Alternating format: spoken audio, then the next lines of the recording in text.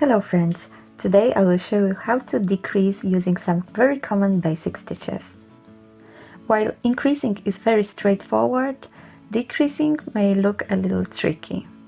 Luckily, I have an easy method for remembering how decreases work, and I'm going to share it with you. To decrease basically means to turn two stitches into one. We have two stitches in the row below, and we want to create an inverted V shape with a single tip. In written patterns, the decrease will look like this. Name of the stitch, 2 together. So single crochet, 2 together. Double crochet, 2 together. This way you know what type of stitch will be used for a decrease. Let's start with single crochet. I've got my foundation chain ready and I need a couple of stitches to start my row. Great, now let's make a decrease. Insert the hook in the stitch and pull up a loop. You've got 2 loops on the hook. To finish this stitch, we would grab the yarn and pull it through both loops, right? But we don't want to do that. Instead, insert the hook in the next stitch and pull up another loop, so that you've got 3. Now all we need to do is pull the yarn through all of these 3 loops. Easy, right? You can see that our stitch has 2 legs and 1 tip.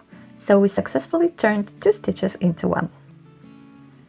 Now I will finish the row and make one more decrease along the way to show you how it affects the work. Alright, I've got my 2 decreases.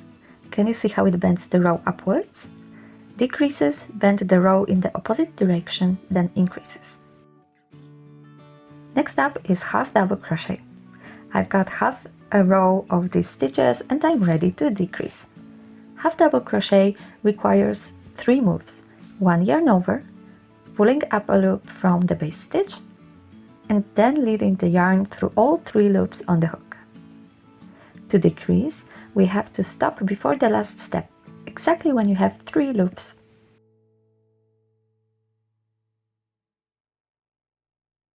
Now we have to make another unfinished stitch in the next stitch. What do? We yarn over again and pull up a loop from the next stitch.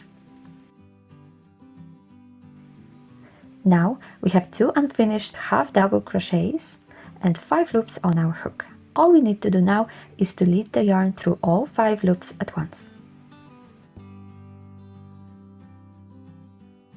Let's continue making 1 half double in each stitch of the row and see what happens.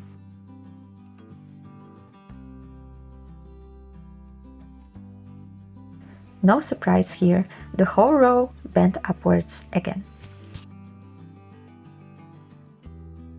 Let's decrease with double crochet, a taller stitch. Again, I've got a half of row ready. As you may know, double crochet requires 4 moves: 1 yarn over, pulling a loop from the base stitch, working the first 2 loops together, and then another 2 together. Again, we need to stop right before the last move, so when we have the last 2 loops on the hook.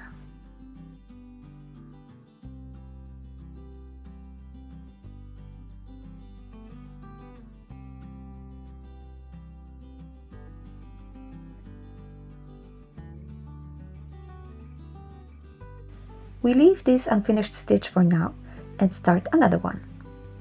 Yarn over, start the stitch normally in the next stitch, but again stop before the last step.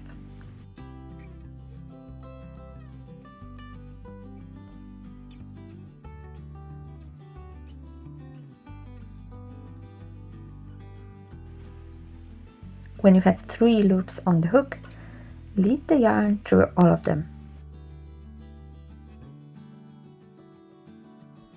That's your decrease. In this case, the inverted V shape is much more visible, and that's exactly what we want to see. As usual, this technique makes your row bend upward.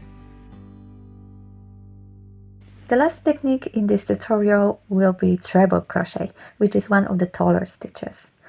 The method is the same. We have to make 2 unfinished stitches and join them together with the last move of the crochet hook.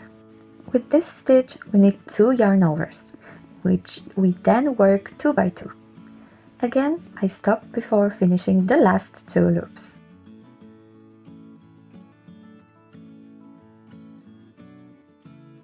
Let's make another unfinished treble in the next stitch.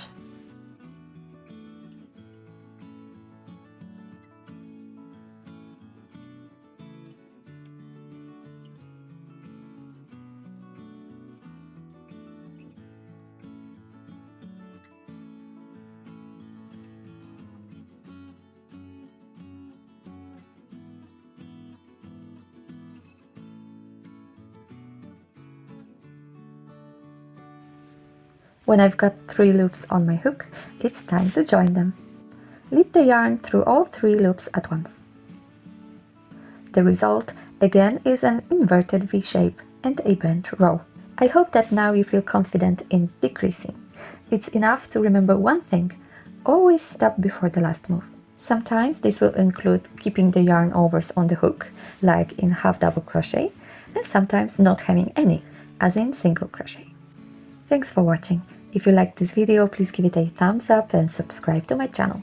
If you have any questions or would like to see more, please leave suggestions and feedback down below. Thanks and have a creative day!